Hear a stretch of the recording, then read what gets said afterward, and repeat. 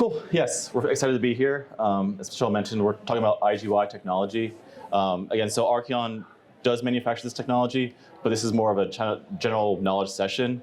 We don't feel this field knows a lot about IgY technology, so it's kind of educational to just show you what this technology can do for the dairy industry. So right off the bat, what is IgY? I assume this audience probably doesn't know what IgY is. It's basically the avian IgG. Yes, it's IgG for birds. There's some small structural changes between the molecules, so you don't want to call it IgG, it's called IgY, but you can think about it the same way. So IgY is the major antibody produced by chickens. It's found in the bloodstream. They also deposit it into the egg yolk. So similar to colostrum, when the chicks hatch from the egg, they absorb the yolk into their GI system. So they absorb all the antibodies into their system. So it's kind of the colostrum for chicks in a way. It provides passive immunity as the chicks are developing initially because they don't have their immune system fully operational yet. So that's kind of what IgY is. Oops. There we go. Sorry, some clicks there. So I want to talk about the difference between active and passive immunity. So it's active immunity. That's where an animal is exposed to a pathogen or you vaccinate the animal. So this is typically from either natural exposure or giving the vaccines to them. The immune response builds up over time. So this is not an immediate immune response. We've heard a lot about vaccines this past year. So again, you need to get the vaccine, wait a little bit, and then it becomes active and you kind of have this protection. Once you have that protection, it is a long-term protection for the animal. Passive immunity, though, is different in that you get the antibodies from an external source. So you don't produce the antibodies yourself, rather you're fed the antibodies either through a colostrum or from an IgY product. It acts immediately, the antibodies are already formed, and it's a fully active molecule. So once it hits the pathogen of interest, it'll bind to that pathogen. It does have to be fed continuously. Once you stop feeding it, and the IgY is out of the system, you no longer have protection. So you do have to keep feeding this IgY throughout to get the protection of the antibodies. You can't just do it once and forget about it. Like active immunity, you have to keep feeding the antibodies to the animal of interest. So how do you make this IgY? First, you immunize the hens. So you can either take a killed or attenuated bacterial strain or viral strain, a toxin, or a specific antigen. You can also do combinations of these. So you can vaccinate with like different bacterial pathogens all in one vaccine. You vaccinate the hens. Similarly, kind of with how vaccines work, you have to boost the chickens every so often to keep these antibodies at a very high titer level in the chickens. But all we do is we harvest the eggs from the chickens. So the chickens themselves are not harmed or killed for this.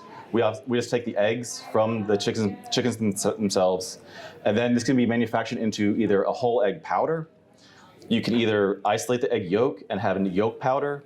You can even purify the antibodies and just have a pure antibody solution, or you could have also a liquid egg. So it really depends on how you want to use this, how you want to manufacture it. We make a whole egg powder to go into different avenues. So it's like for milk replacer, the whole egg powder dissolves very easily in milk replacer.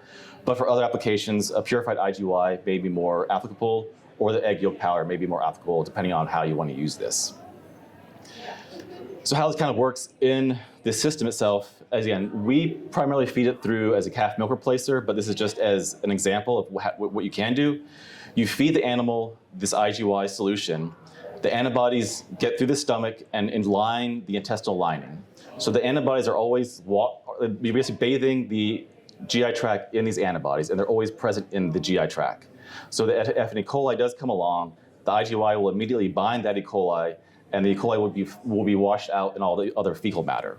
So these antibodies just sit in the GI tract waiting for something that they recognize to bind to, sequester them, and then get it out of the animal of interest so that they can't cause a disease.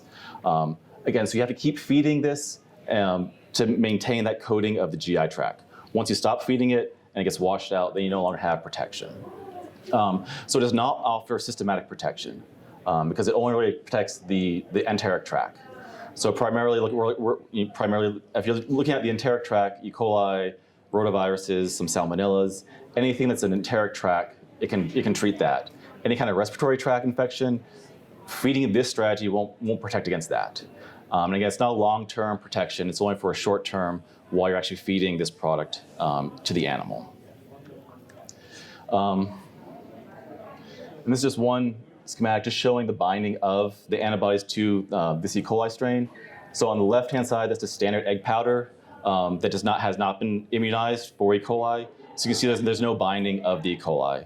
On the right is our product that has been immunized for E. coli K88. You can see there's a very strong binding to E. coli with that. So this is just to show you, this is basically what happens in your gut.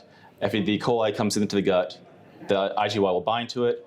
It can't then attach to the GI tract wall and cause disease. It'll just wash out of the animal. So why IgY technology? Why now? Again, there's a really big focus on reduced antibiotic usage. This is a very good prophylactic strategy so that your animal does not get sick. The whole point of this is to reduce the disease incidence in your flock. So very similar to vaccinations, this is just to prevent your animals from getting very sick. So it's much more a prophylactic solution rather than a treatment solution. Again, our product and a lot of the products are just an egg-based powder. So you have all the protein, all the fats, all the good stuff in an egg powder. So it's really just a really nice, good food for the animal as well. It can be very much tailored. So depending on how you vaccinate the chickens, you can change the profile of those antibodies.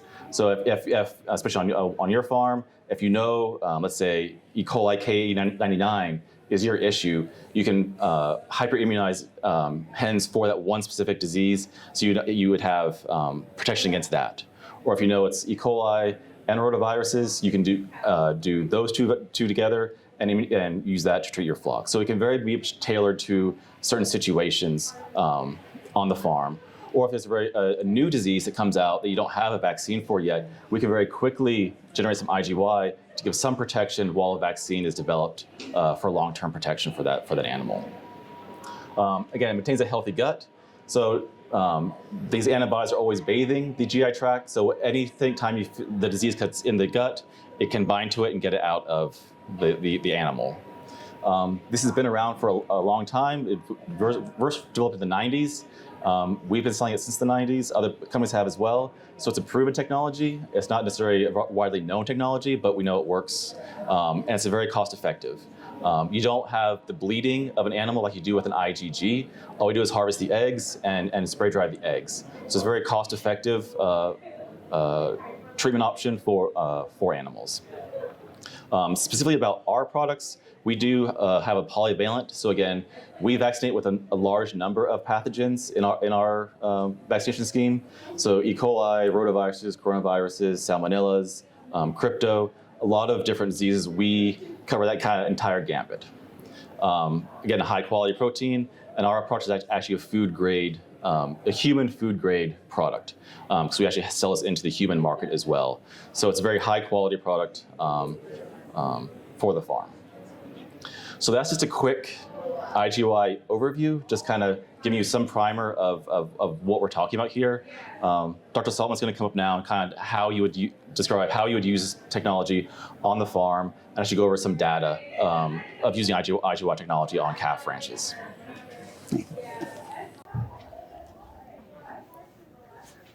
Thank you very much, Sean. And it's great to be here today. I hope you all are enjoying the day as much as I am.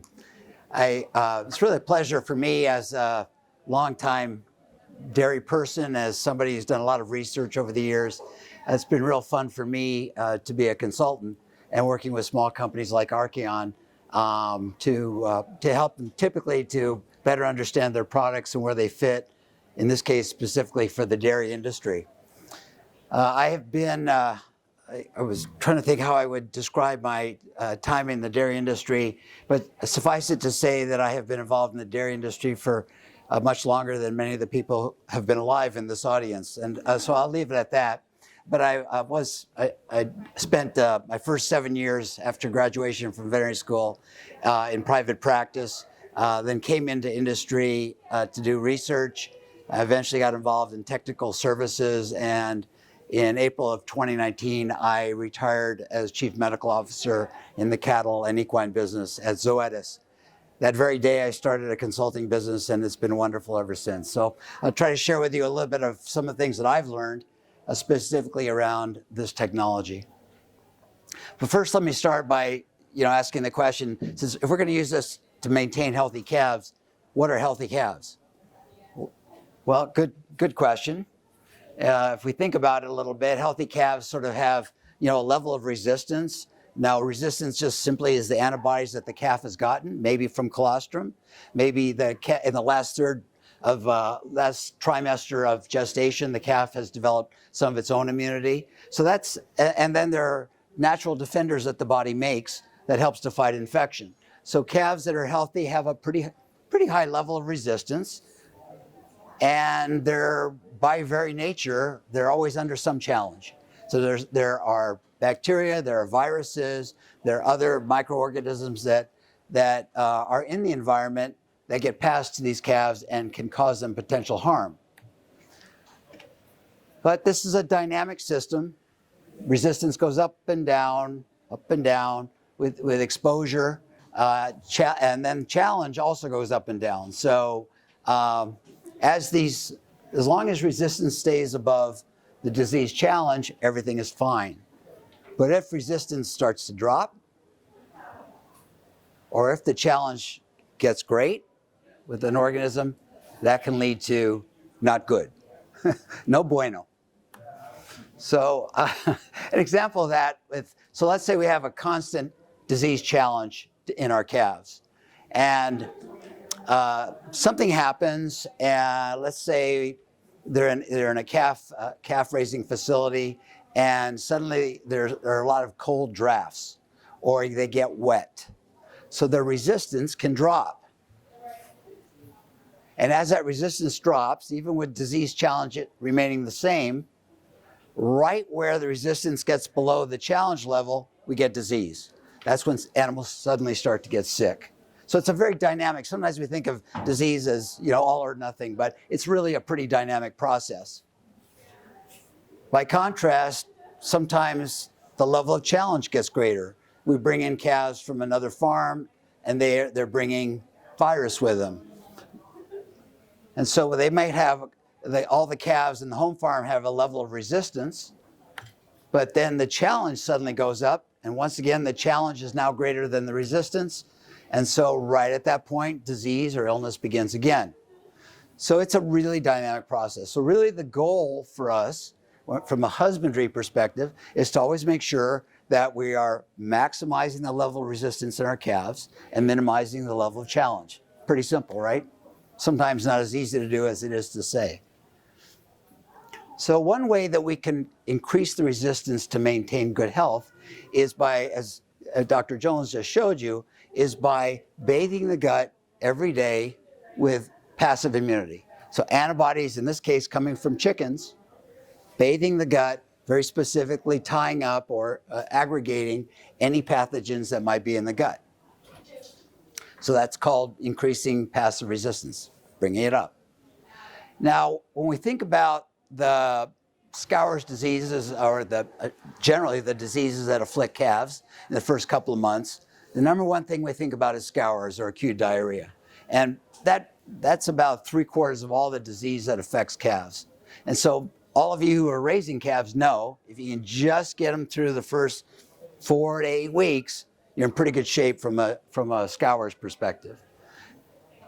The second greatest disease is enzootic pneumonia. That can be a problem anytime in that first 2 months, and is often present right as we wean calves, because that's a tremendous stressor. And now with constant disease challenge, these animals can break with pneumonia. And then there are other things that can cause disease in calves, but they're relatively minor. Things like nutritional disease or stillbirths and birth defects, and navel ill, which is infection of the umbilical area.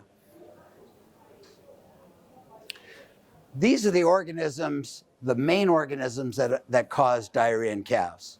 So enterotoxigenic E. coli, you've seen them, K99, K88.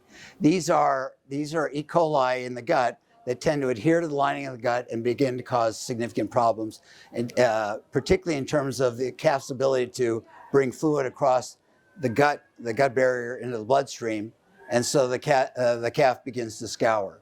Salmonella species, another major problem. Clostridium perfringens types A, C, and D. Rota and coronavirus, these are two viruses. And then a little bit higher up in the evolutionary tree are protozoa, Coccidia and Cryptosporidium. And these organisms also can be incredibly deadly for calves. Now, a good thumb rule about the kinds of these diseases and when they afflict calves is that in the first week or so, calves get diarrhea primarily from E. coli. That's not entirely true, but it's a good thumb rule to start with. And then after, if they don't get diarrhea from E. coli, in the first 1 to 2 weeks are the viruses that can cause scours, such as rotavirus and coronavirus. Cryptosporidium is a particularly problematic disease because it's a protozoan.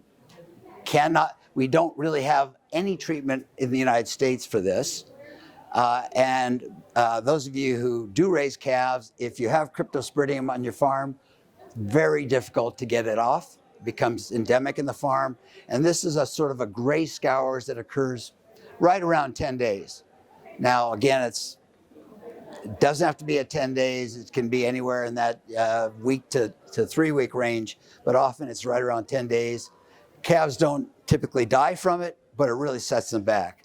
On the other hand, bull calves do die for reasons certainly I don't understand, but bull calves in particular tend to die if they get cryptosporidial diarrhea.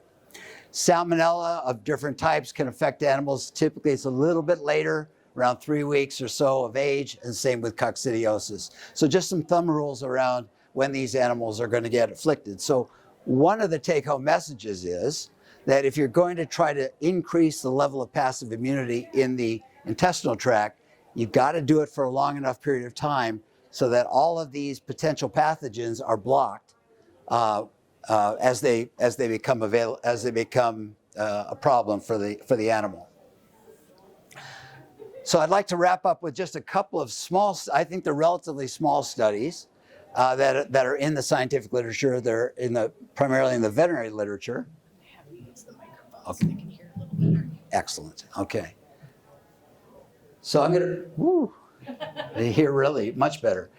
So I'm going to wrap up with a couple of studies that are in the veterinary literature on the use of IgY technology.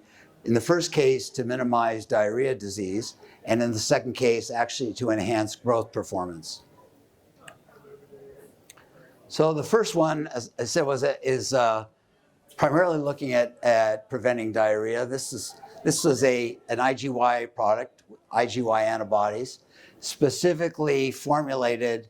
The hens were immunized specifically with rotavirus, coronavirus, enterotoxigenic E. coli, and salmonella.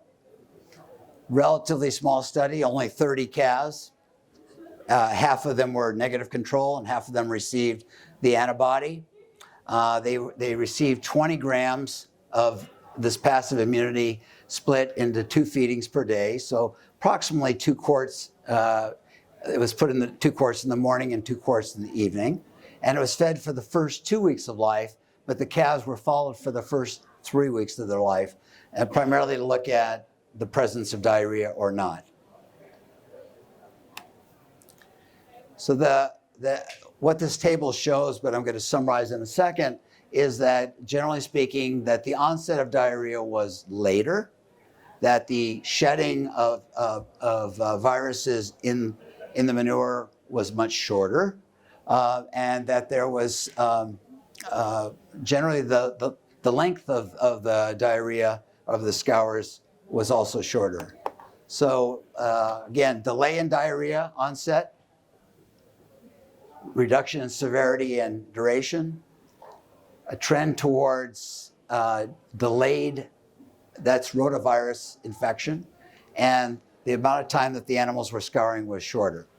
So the conclusion in this paper was that IgY was a very useful strategy for decreasing neonatal calf diarrhea. The next study I'd like to share with you is a study, again, relatively small. It's with 64 Holstein calves. This was done by Trout Nutrition in the Netherlands. And again, they wanted to test out the performance, in particular, of animals that got these egg proteins, again, the IgY. So they were looking at health and they were looking at performance. 64 calves, both male and female, split into a negative control group and a group that got this IgY product, and it was put into calf milk replacer, again, for just the first 2 weeks of life. This is far too small for you to see, but what I'll summarize by telling you is that the results show that the calves that got egg protein, although there was not significant disease, there was a statistically significant improvement in their weight. This was after both 7 weeks and 8 weeks. Let me just go back here.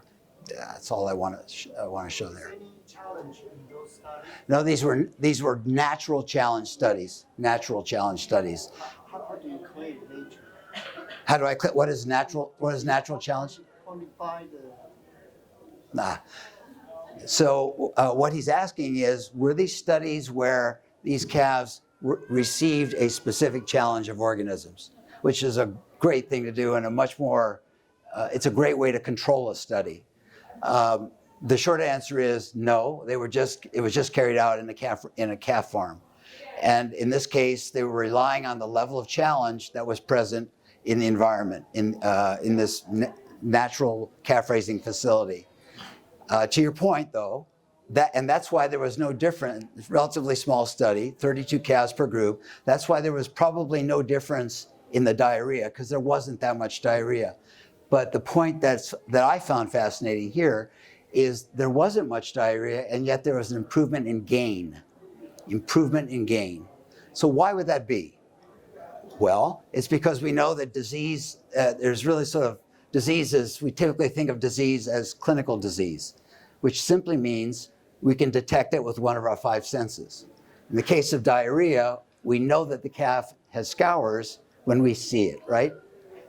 In this case, the level of disease likely was below the level where we could detect it, but probably sufficient enough. There's the level of absorption of nutrients and water, et cetera, was probably impacted enough that the animals that had low level, subclinical, we can't see it infection, didn't grow as well.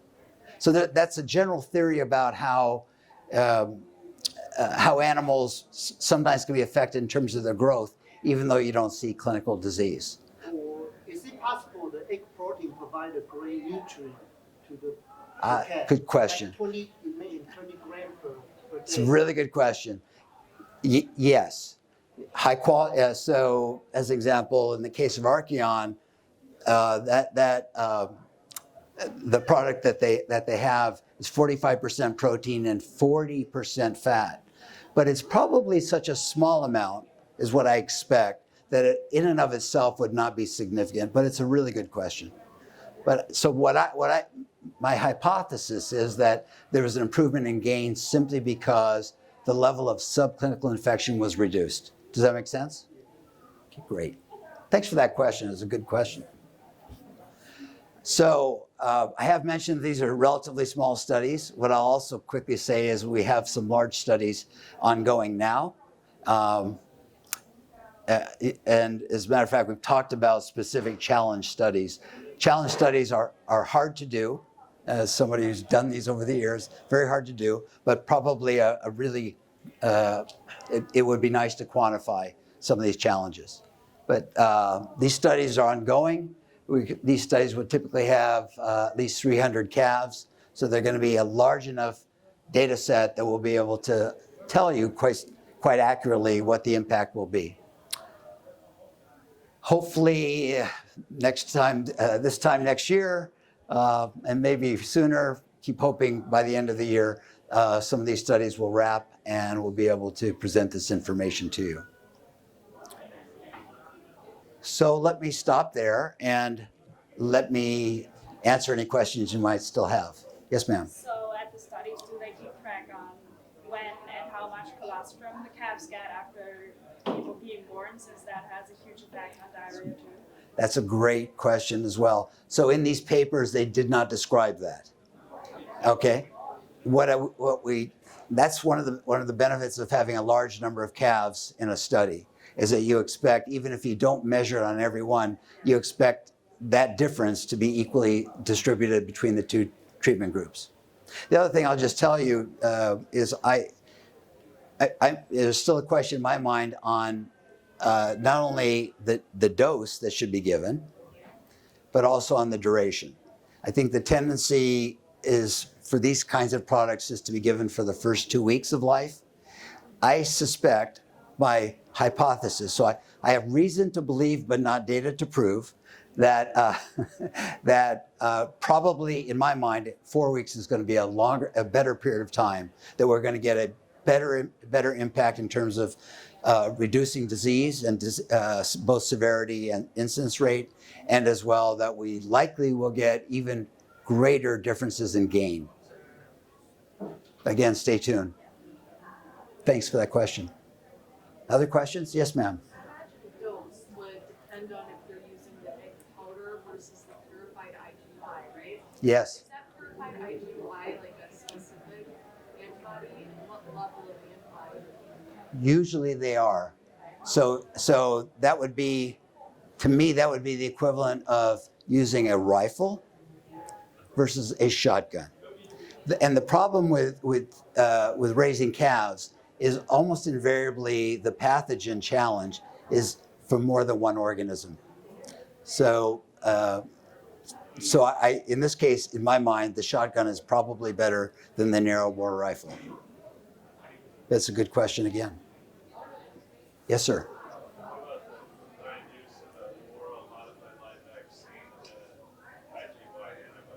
Good question.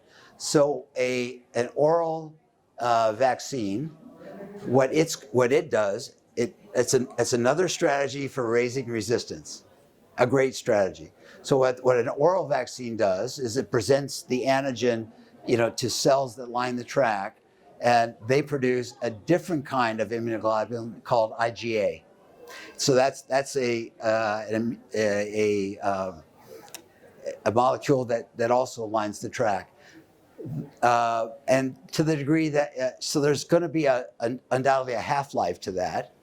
And the question is it going to be sufficient for whatever you're vaccinating against, again, to provide enough immunity at the lining of the GI tract to prevent disease? But it's another really good strategy. But again, virus, antigen, IgY, antibody complexes, I try to both at the same time. Yeah. So really, your question is, if I were to give passive immunity, the IgY, at the same time that I'm giving antigen to try to stimulate IgA development on the lining, could they possibly be mutually exclusive? The short answer is we just don't know. And it's certainly possible. So let's say, as an example, you were going to give a modified live coronavirus, because there is one on the market. What I might do is I might hold off 2 or 3 days so that it's having its effect as an antigen stimulating the immune system, and then begin to add the passive immunity. But that's my best guess, not based on data. Make sense? It's like giving the same question comes in if you have a modified live vaccine that you're giving in the nose. How are you going to block that? If it's a viral vaccine, you won't block it with antibiotics. But if it's a bacterial vaccine, you might. same kind of idea, but I don't know for sure. Any other questions? Yes, sir. Rough cost per day? Rough cost per day depends on the dose, right? But I think right now we're looking at cents rather than dollars. This is where I can wear my technical hat and say I don't know exactly, but I think we're really looking at a very, very low cost relative to the prevention provided. Are there any? Yes, sir. These products are on the market now. They are. And if you're interested in any of these products, I would suggest that you talk to the marketing managers right here, Michelle Tollefson. Okay. Anything else? Nice to see you, Matt. Great. Thank you very much.